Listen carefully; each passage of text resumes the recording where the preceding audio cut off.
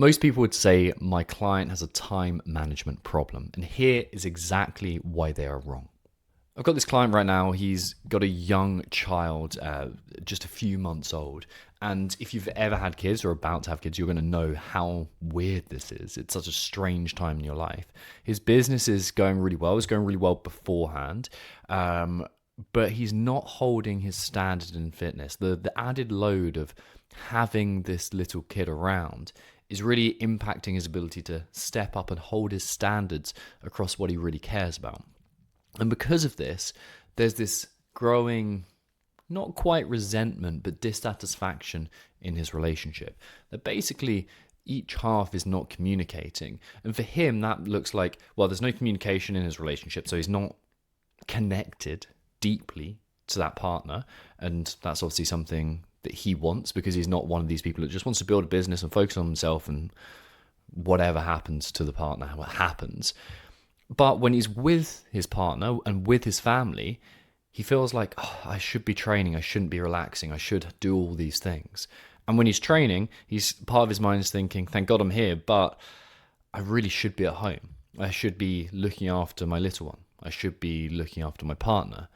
And when we tie this into previous work we've done, we pick up these old people-pleasing habits. Like, he is someone who is a very nice guy, like almost everyone that I work with. Most people describe him as an exceptionally nice guy, a kind guy, very generous in time.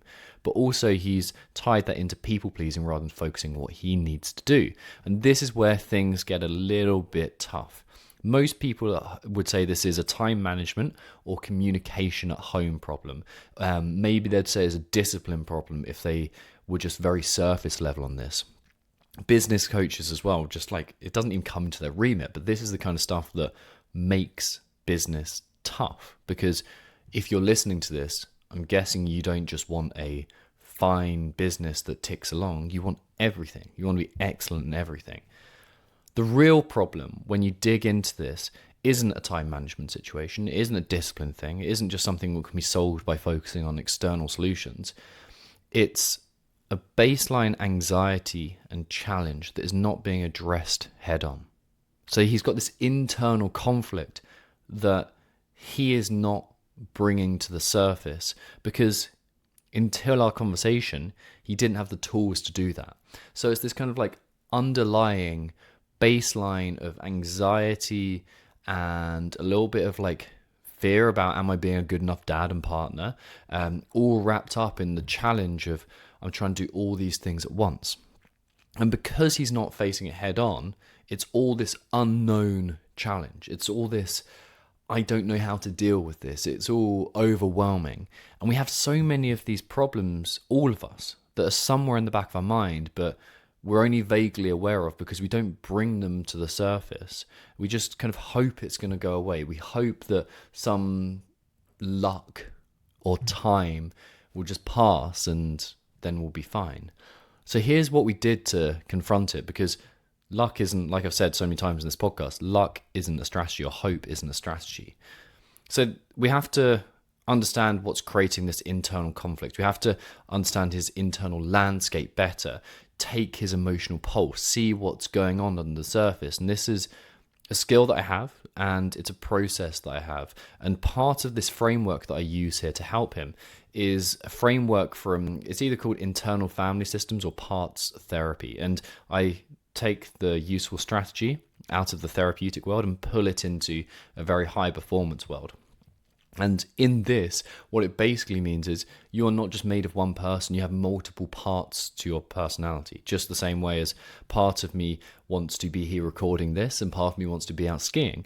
There's different parts of all of us and they all want different things, and they become dominant and sometimes problematic when we just use them, or they solve a problem without having a kind of a more holistic approach. So we need these parts to work in harmony, and often they're fighting against each other. What we did with this guy is we basically listened in. We tapped in. We started listening to the voices, the parts of his psychology, and gave them, through my toolkit, but also him just spending time with it, we gave them a chance to express themselves. I asked each individual part, which is kind of weird. I asked the part of this guy, like, what are your wants? What are your desires? What are your fears? What are your hopes? Do you have any messages to pass on? Do you have any, like, it sounds like we're talking to the afterlife, right? But it's very different from that, because we are getting in touch with a part of you that needs to be expressed, that wants to be heard. And when you can uncover that part's purpose, like, what are you trying to do for me? When you can ask yourself that. I used to have this really anxious part for a long time. When I understood, like, hey, this is what this part is trying to do from me, it completely changed the intensity at which I felt anxiety, which was getting in the way of my business, but also my relationship with it. And then I started to find the wisdom behind my anxiety, and it became a really helpful tool in developing my business and all areas of my life and my mental performance as a whole, rather than just trying to get rid of it. So we gave each of these parts of this guy an opportunity to say its piece, to say, this is what I've been trying to say, this is what I want. And then we said, well, what would make you happy? So he had this one part that's like, I need to be at home, I need to be looking after my family. And this other part that's like, I need to look after myself. I need to still train. I don't want to live without high performance in my life. And we got each of them to say, this is what I want. This would make me happy. And from that, we derived goals and standards and minimum doses. But it's not about these kind of metrics, these quantifiable bits. It's not about putting a structure. It's about harmony between those multiple parts of you. And that's what you felt instantly. Like this, we're all on the same board. We're all on the same ship, if that's the right phrase. We're all trying to do the same thing.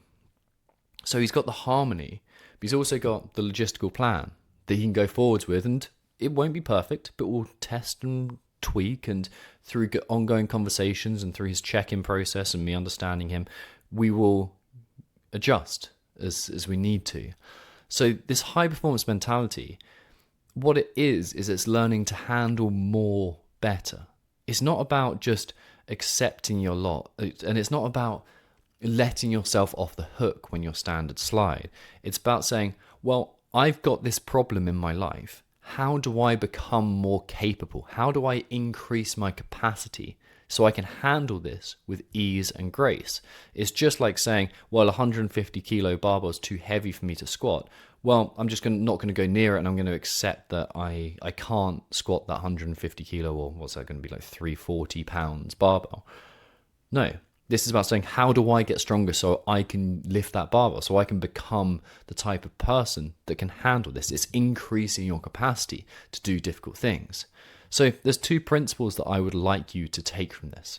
The first one is, you need a system, you need a process, you need a strategy for regularly, systematically confronting the parts of you and your internal problems that you don't want to face up to. My clients use me. They pay me to every other week have a deep dive conversation, understand exactly what's going on in their mind better than they can, and then they get an opportunity to reflect upon it, and they get my insight too. They also get check-ins and all the other bits of coaching that go along with this, including a performance program.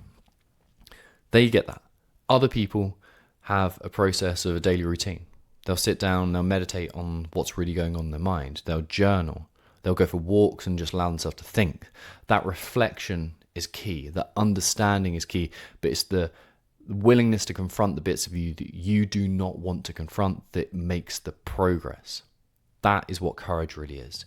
And the second part of this is just understand there are different parts of you. You're not just one person. Why else would you be so different when you're around your parents compared to your in-laws, despite having similar kind of relationships? Why else would you be so different when your business is winning compared to losing? There are different parts of you that come out. Why else would you have competing desires? One part of you says, hey, do the right thing. And the other part says, fuck it off and do whatever you want.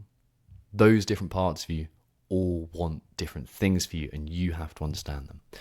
So this week, just try listening to your inner landscape like it's not a monologue, like it's a dialogue, like there's multiple pieces of you, multiple parts of you. I call them sub-personalities when I work with my clients, multiple sub-personalities coming out and contributing. Listen, understand, get to know them, and you'll be in a far better position for high performance.